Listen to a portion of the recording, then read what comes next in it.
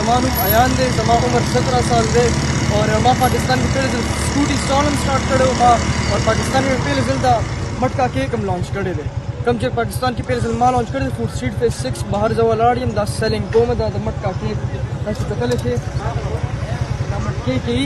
کیک دا فل یخي لکه که تاسو ګرمي ډېره کېږي نو دا سپیشل ستاسو دپاره دی اور دا زما خیال داسې راغلی و چې ما دې ځینې فرایز اغوستي وو د فوډ سټریټ نه ما مټکا فرایز اغوستي وو نو ما ویل چې یو نوی شی انټروډیوس کړم دا نو ما چې بیا وکتل نو مټکا کې هر څه راوتو صرف کیک کمی وه نو ما ویل زه کیک به لانچ کړم نو ما پیله ټرای وکړو نو فیل شوم 2 ځل مې ټرای وکړو فیل شوم نو اخر کې یو ښه کیک جوړ شو نو ما ویل یاره دا لانچ کول غواړي او اوس الحمدلله ما لانچ کړی دی او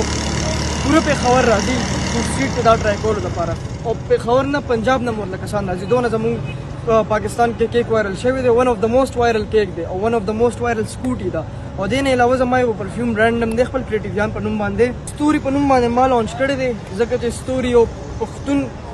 پښتو لفظ دی او زه وایم چې پښتانه لږ ریپرزینټ کړو چې دا یاره دا د پښتون یو برانډ دی نو زه وایم چې پښتانه ریپرزینټ شي دا ځکه ما ستوري نوم کېښودی دی د دې نه علاوه زما یو پرفیوم دی هغې ګازا نوم دی هغې هر پرچیز باندې موږ 100 روپۍ فلسطین ته ډونیټ کوو ما ټولو نه غټ موټیویشن زما فیملی دی ځکه چې زما فیملی ډېره زیاته سپورټیو ده اور زما پلار ټول نه زیات سپورټیو دی هغې زه په هر شي کې سپورټ کړی یم دې نه پهله زما کلوتھنګ برانډ و هغې کې هم زه سپورټ کړی وم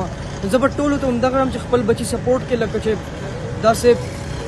دغه کوي مه چې لکه دا کار مه کوئ یا څه مه کوه چې د هغې څه خپل